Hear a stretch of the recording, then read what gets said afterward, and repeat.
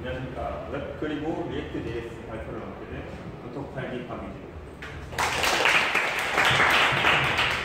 오늘 제가 다뤄볼 주제는 리액트 JS인데요. 여러분 리액트 JS에 대해서 다들 아시나요? 리액트 JS를 다루기 전에 저는 먼저 웹의 전반적인 큰 틀을 한번 잡아드리려고 합니다. 웹 개발 언어에 무엇이 있는지, 그리고 웹 개발 언어에 무엇이 있는지, 또 각 개발 언어에는 어떤 장점이 있는지, 그리고 선택할 때 내가 어떤 기준을 가지고 선택해야 될지를 소개해드리겠습니다.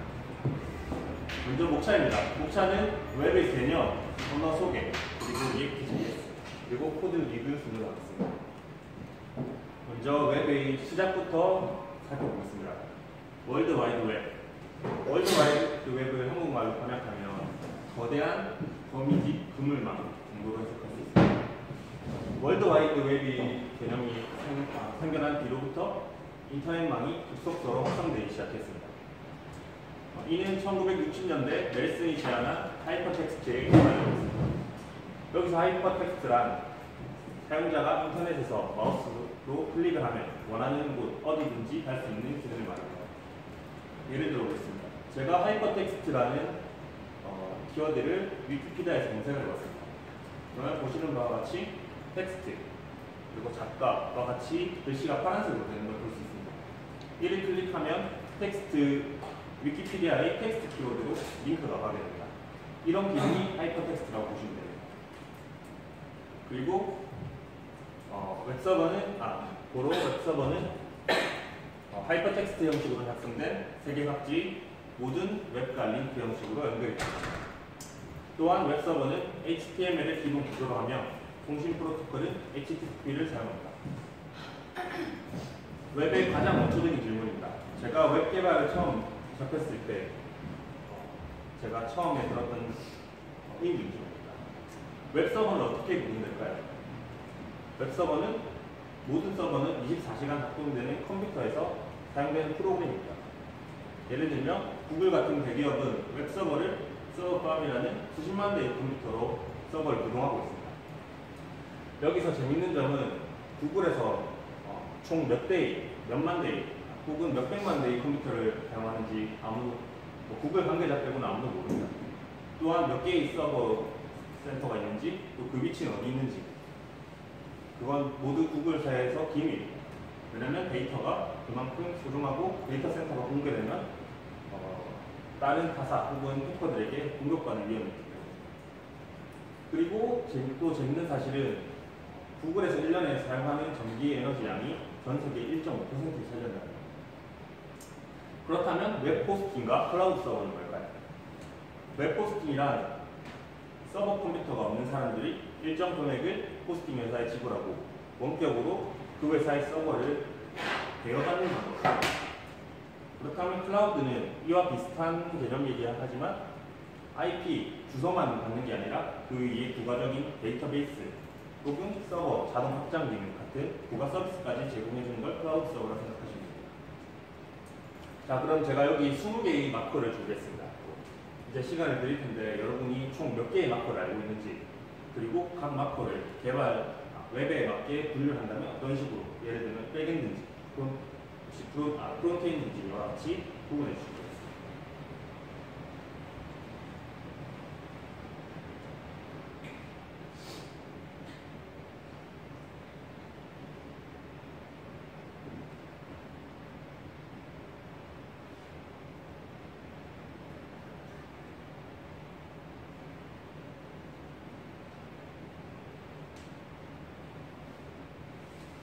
다들 한번 보셨나요? 그러면 총 몇 개의 마커를 알고 계신가요? 그리고 여러분은 마커를 각각 어떻게 분류하시나요? 클라이언트 사이드와 서버 사이드, 아니면 프론트엔드와 백엔드, 혹은 프레임워크와 라이브러리로 분류할 수 있겠죠. 그리고 여기에는 데이터 포맷 역시 포함되어 있습니다. 먼저 넘어가기 전에 각 언어의 용어에 대해서 간단하게 설명해 드리면, 클라이언트 사이트와 프론트엔드는 엮어서 설명드릴 수 있습니다. 예를 들면 네이버 같은 일단 클라이언트 사이드는 사용자에게 보여지는 모든 것을 만드는 언어입니다. 예를 들면 네이버에서 로그인, 아이디를 치는 화면, 그리고 패스워드를 치는 화면, 그리고 로그인 버튼 같은 로그인 창은 사용자에게 보여지는 화면이기 때문에 프론트엔드라고 클라이언트 사이드 언어로 제작하게 됩니다. 그리고 거기에서 이제 아이디를 치고 비밀번호를 쳐서 이게 유효한 아이디인지 데이터베이스에 올라가서 비교해보는 과정은 눈에 보이지 않는 백엔드 과정, 그래서 서버 사이드 언어로 처리하게 됩니다. 그리고 프레임워크와 라이브러리는 약간 혼동되는 개념이긴 한데, 프레임워크는 자동차, 비행기와 같이 여러분이 탈 것이라고 생각하시면 됩니다. 여러분이 타서 그 안에 있는 걸 조금 수정한다고 생각하시면 되고, 라이브러리는 망치 혹은 톱 같이 여러분이 탈 것을 만들 때 수정하는 도구라고 생각하시면 될 것 같습니다. 다음은 클라이언트 사이드부터 하나씩 살펴보겠습니다. 먼저 클라이언트 사이드의 대표적인 HTML, CSS, JS에 대해 설명드리겠습니다. HTML은 웹페이지 제작을 위한 언어로 하이퍼텍스트를 작성하기 위해 개발됩니다. 태그, 꺽쇠로 구성되며 정적인 웹페이지를 포용 가능하죠. 여기 보시면 HTML이 하이퍼텍스트 마크업 랭귀지라고 있는데, 여기서 마크업이 무슨 뜻이냐면 어떤 문서를 컴퓨터가 인식할 수 있게 특정한 주석을 달아주는 거라고 생각하시면 됩니다. 여기서 특정한 주석이라는 게 HTML의 문법이 태그가 될 수 있죠. 우측에 보시면 HTML의 가장 기본적인 코드를 제가 구성해봤습니다. HTML과 HTML로 둘러싸여 있고 그 안에 헤드 그리고 바디로 둘러싸여 있습니다. 여기 헤드 안에 들어가는 건 이 웹 HTML 문서가 어떤 서버에 보내줄 내용을 담는 겁니다. UTF-8 같은 캐릭터 셋을 사용하겠다 이런 식으로 문서를 정리해주는 거예요. 그리고 바디, 이 바디 안에 보면 이제 실제로 사용자에게 보여질 UI를 구성하게 됩니다. 자, 다음 코드는 제가 실제로 로그인 창을 구현한 화면입니다. 여기 보시면 DIV라고 있는데, DIV는 디비전의 약자입니다. 즉 웹페이지가 이렇게 있다면 디비전으로 이렇게 각각이 묶여있는 애들은 독립적인 화면이 되는 거죠. 그래서 디비전으로 시작해서 디비전 꺽쇠로 묶여진 애들은 이렇게 독립적으로 되는 겁니다. 그리고 여기 제가 디비전에다가 클래스 이름을 준 거를 볼 수 있는데, 이 부분은 뒤에서 다시 설명해 드리겠습니다. 그래서 제가 이 코드로 실제로 구현하는 게 이런 화면입니다. 지금 뭔가 로그인 화면에 뼈대는 구성이 됐는데 디자인이 아직 구성되지 않은 걸 볼 수 있죠. 이 디자인을 구성하기 위해서 CSS라는 게 있습니다. CSS는 웹 문서의 스타일을 미리 전달해준 스타일 시트로 HTML에서 일일이 디자인하기 힘든 것을 보완해줍니다.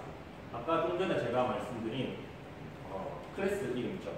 점 찍고 이름을 적으면 그게 클래스, 이 클래스 네임을 가진 애들은 폰트는 블러드다. 그리고 컬러는 어떤 색깔로 해라. 이런 식으로 정리해주는 겁니다. 물론 아까 말했던 태그 같은 것도 여기 다 전해줄 수 있죠. 이런 식으로 미리 스타일 시트를 만들어 놓는 걸 CSS라고 합니다.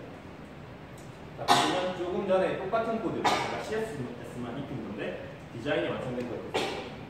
자, 그러면 방금 같은 코드에 실제로 코드를 동작하도록 영어를 불러넣어 보겠습니다. 자바스크립트가 실제로 웹페이지에 동작을 담당합니다. 자바스크립트는 객체지향 스크립트 언어란 컴파일 하지 않고 변수가 따로 있지 않으면 컴파일 하지 않고 실행하는 언어를 말합니다. 여기 예시를 보시면 발이라는 변수형을 가지고 문자를 내고 여기 보면 객체도 선언하고 이런 식으로 선언하는 걸 볼 수 있죠. 자, 좀 전에 만든 로그인 화면에서 제가 이름, 이메일을 넣었는데 메시지를 하지 않고 로그인 화면을 넣었다. 클릭했다. 그러면 이걸 작성하세요라고 띄워줄 수 있는 기능을 하는 게 JS라고 보시면 됩니다. 자, 다음은 이제부터 조금 더 어려운 문제만 들어가겠습니다. 먼저 돔은 제가 웹개발 클라이언트 사이드를 다룰 때 돔이 참 난해한 개념이 있어요. 돔이 뭐냐면 다큐멘트 오브젝트 모델이라고 HTML 요소, 여기서 요소는 아까 말했던 태그라고 생각하시면 됩니다. 태그에 접근하기 위한 공식적인 표준인데 HTML 구조 자체를 트리로 표현했다는 겁니다.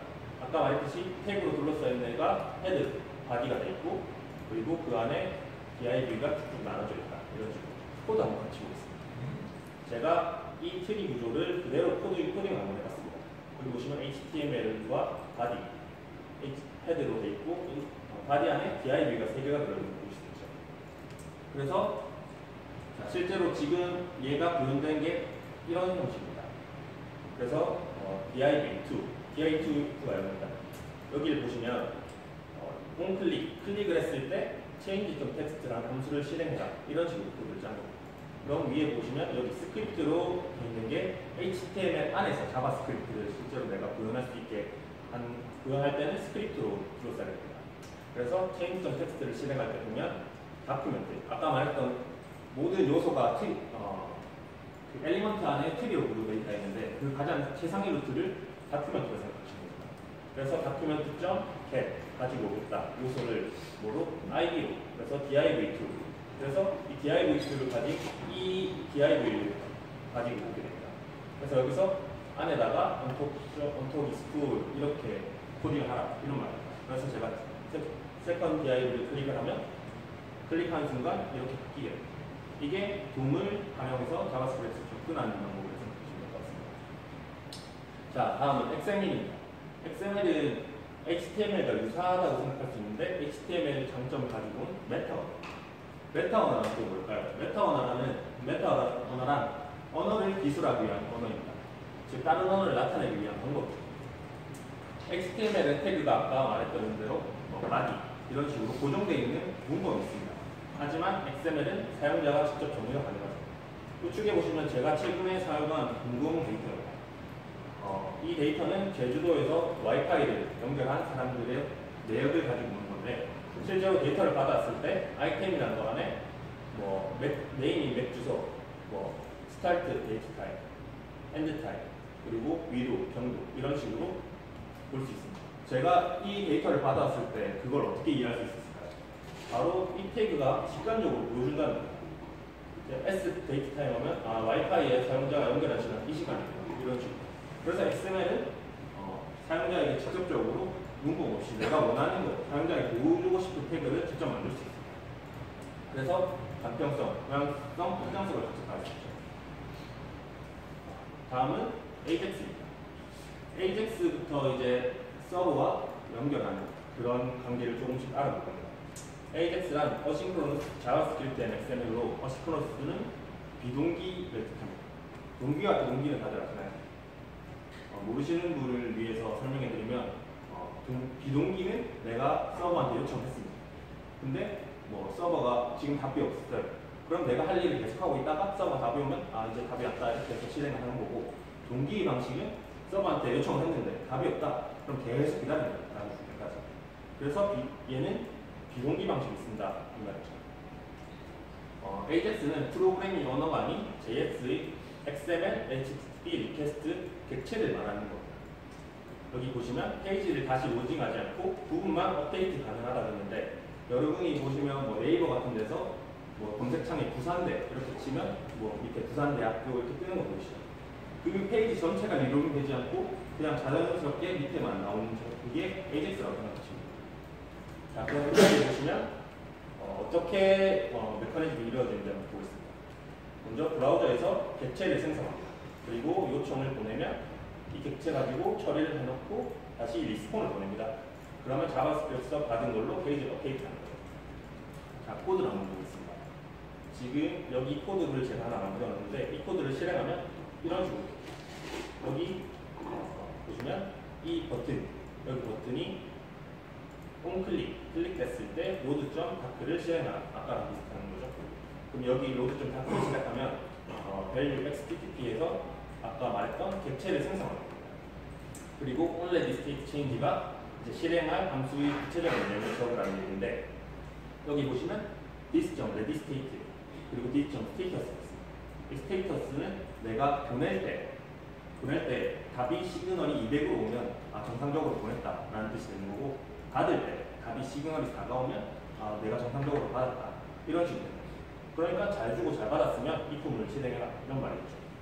자, 아까 말했듯이 이 도움을 사용해서 데모, ID 데모가 있죠. 이 부분에다가 그러면 받아온 텍스트를 넣어라 이런 말이 됩니다. 그리고 밑에 보시면 오픈해서 get 방식으로 여기 URL을 넣고 이 툴을 뺄 수는 방식으로 할 건지 설정을 줍니다. 여기서 get이랑 gpost의 차이점을 아시나요?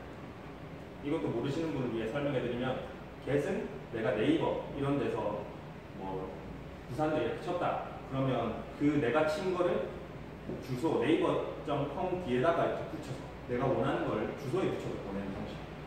그럼 주소에 보면 누구나 다 볼 수 있겠죠. 그래서 보안성이 떨어지지만 get 말고 포스트라는 방식이 있습니다. 포스트는 그 데이터를 꽁꽁 싸서 보안성 있게 보내주는 거기 때문에 좀 더 보안 있는 방법이죠. 근데 여기서는 보안이 굳이 필요 없기 때문에 get을 쓴 거예요. 자, 그래서 여기서 change 컨텐트를 클릭하면 서버에 있는 AJAX라는 텍스트를 띄워줍니다. 자, 다음은 데이터 포맷입니다. 데이터 포맷은 클라이언트 서버로 보낼 때 어떤 방식으로, 어떤 데이터 포맷으로 받아올 때 어떤 방식으로 받아오는지 이 관한 포맷입니다. 먼저 CSV 많이 들어보셨을 텐데요. 이거 보면 익숙하시죠? 이게 엑셀입니다. 엑셀표를 이런 식으로 나타냈는데 다시 엑셀표를 텍스트 문서로 열어보면 실제 노트패드로 열어보면 이런 식으로 콤마로 구분되어 있는 걸 볼 수 있습니다.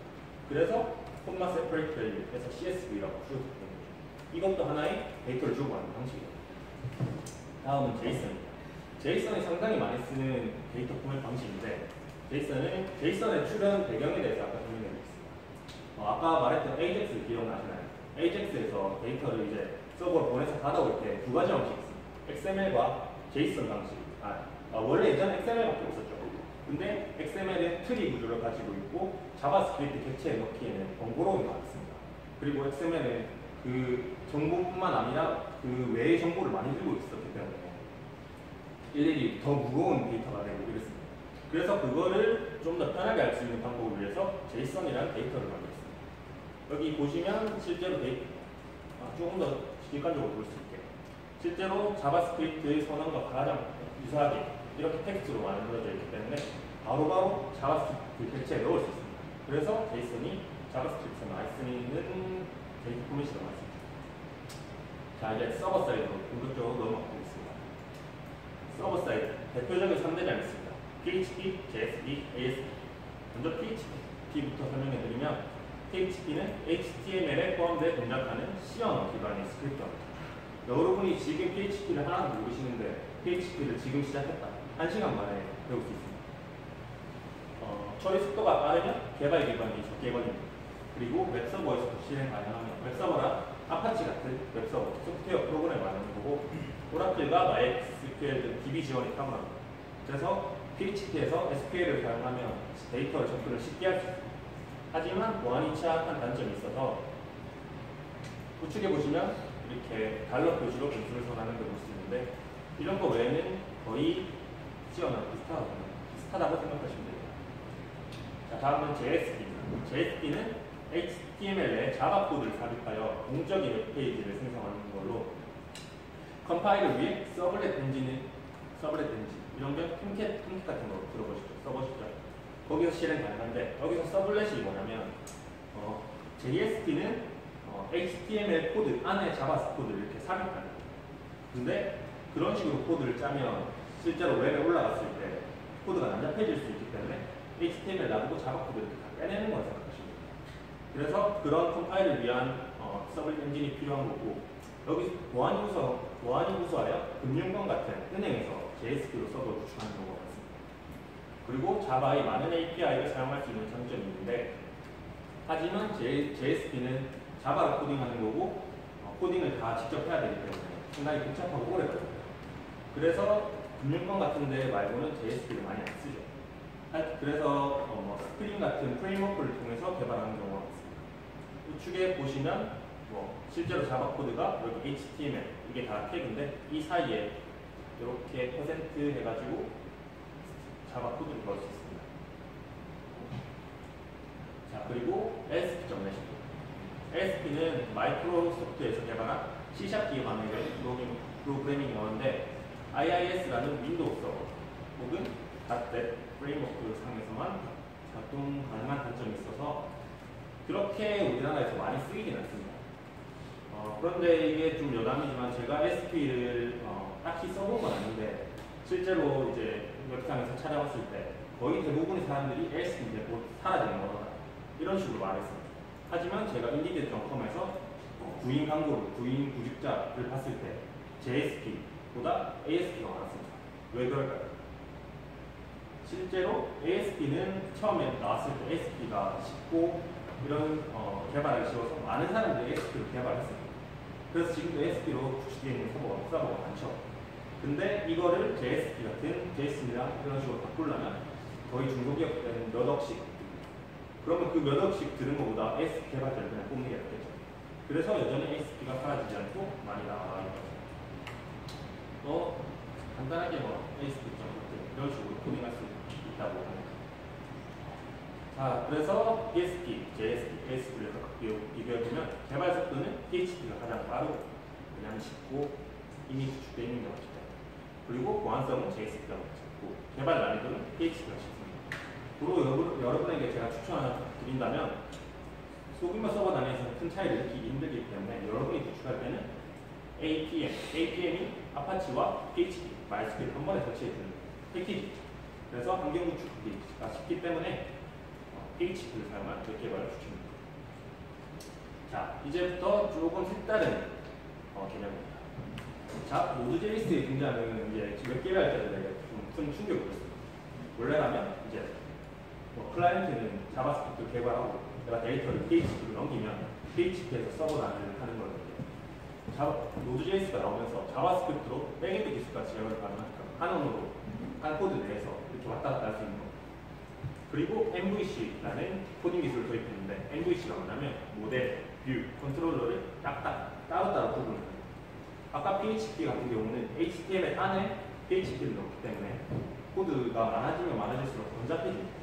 근데 얘는 여기 모델, 뼈대를 따로 구축하고 뷰를 따로 구축하고 컨트롤을 따로 구축해서 각각 하기 때문에 관리하기 디버깅이 그러니까 쉽다는 거죠.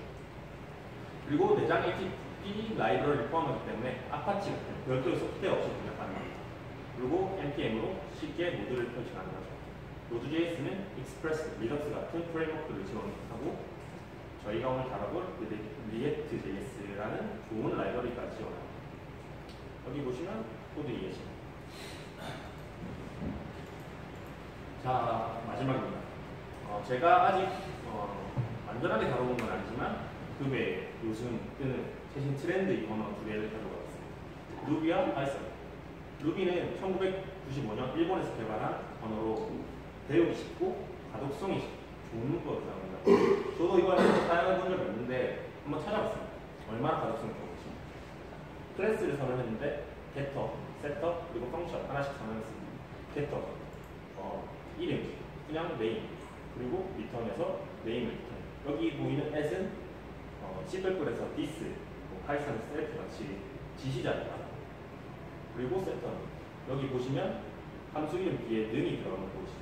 여기서 루비에는 특수 문자를 함수 이름을 사용 가능합니다.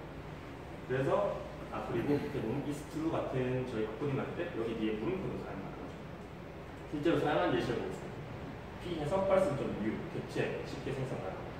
그리고 여기 는을 썼으니까 그냥 는 해가지고 보기 쉽게 바로 데이터가 나옵니다. 그리고 p.name 그럼 getter를 바꾸는 거죠. 바로 출력 가능합니다. 이렇게 가독성이 쉽다는 장점이 있습니다.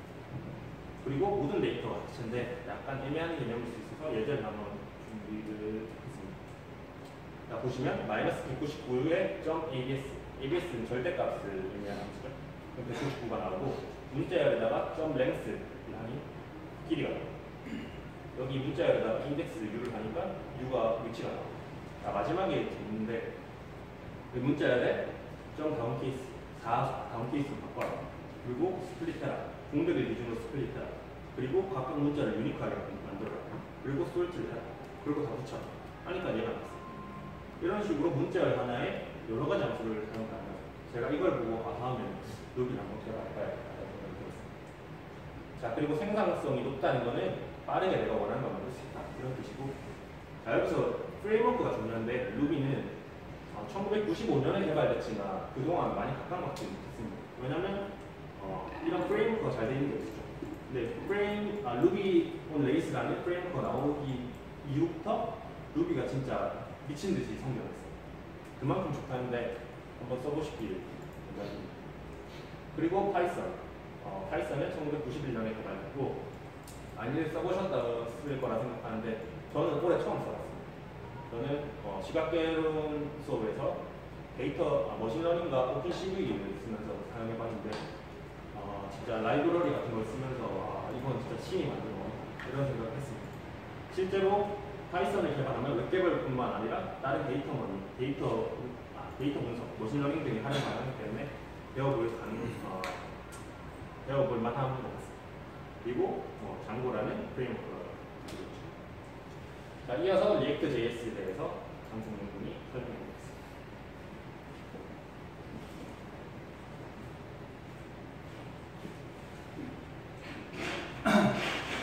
반갑습니다. 저는 이제 지금부터 리액트 JS에 대해서 발표를 맡게 된 언톡 10기 장성영이라고 합니다.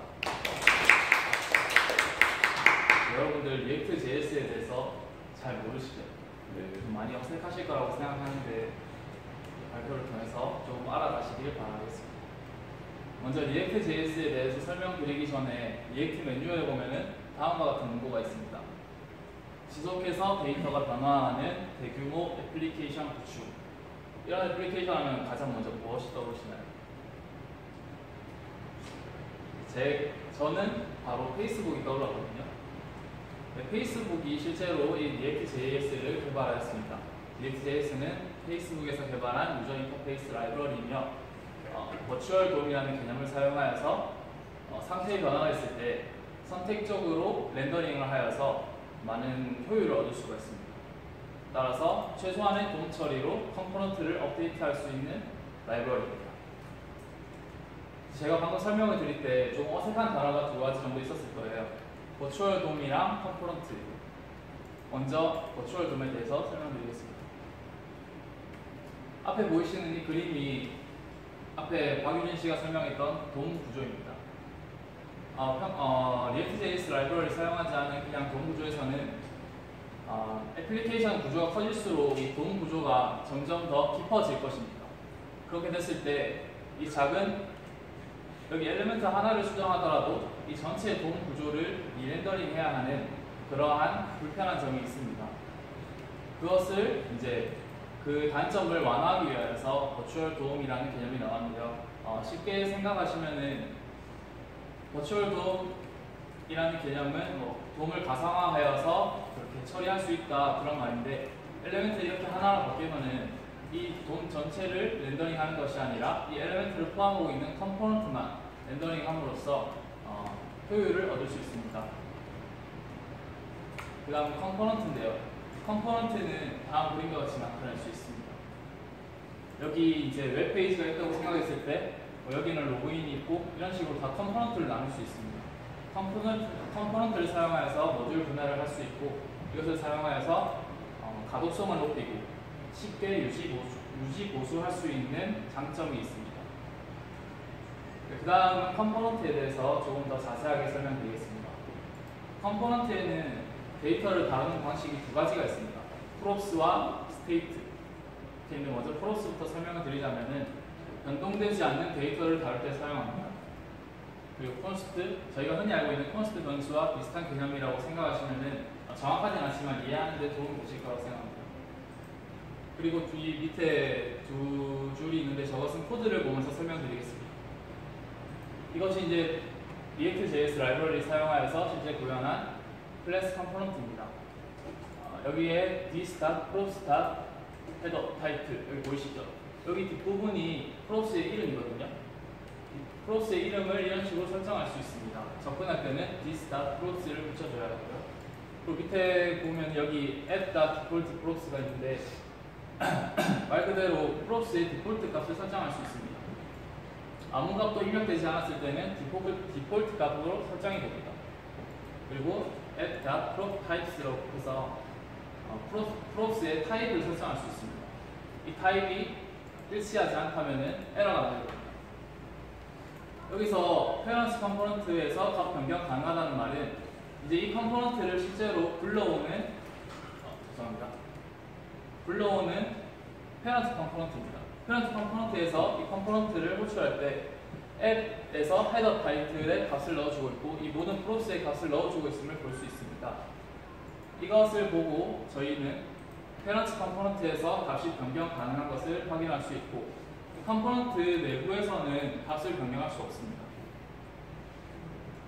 그리고 스테이트에 대해서 설명드리겠습니다.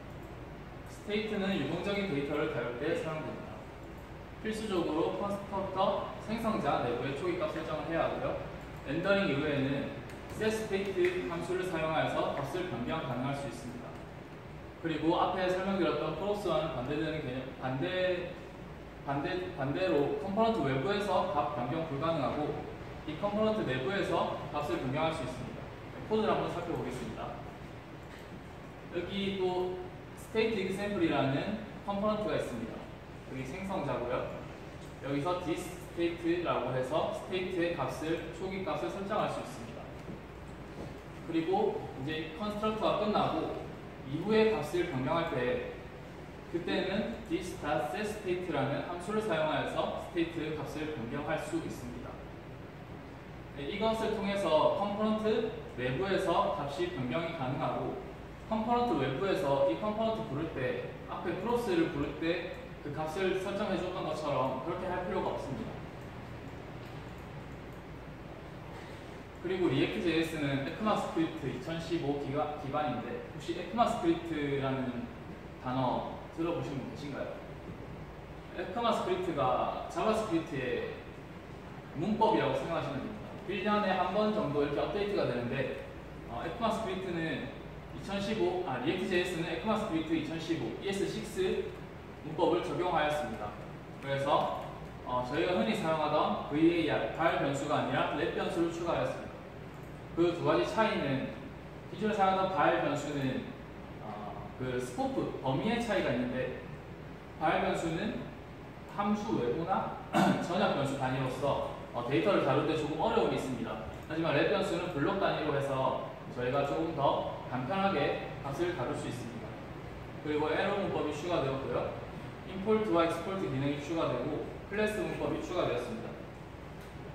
이 두 가지 기능으로 모듈 분할이 조금 더 용이해졌다고 생각할 수 있는데요.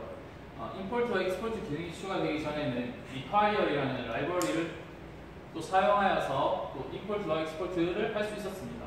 하지만 그럴 라이브러리를 따로 사용할 필요도 없이 좀 편하게 개선되었고요. 클래스 문법도 개선되어서 모듈 분할이 가능해졌습니다. 자, 지금부터는 이제 저희가 실제 React.js 라이브러리를 사용한 코드를 보면서 그 프로젝트를 보면서 어떻게 사용되었는지, 어떻게 적용이 되었는지 한번 보겠습니다. 앞에 보이는 이 페이지 혹시 뭔지 다들 아시나요? 네, 페이스북입니다. 저희가 프로젝트를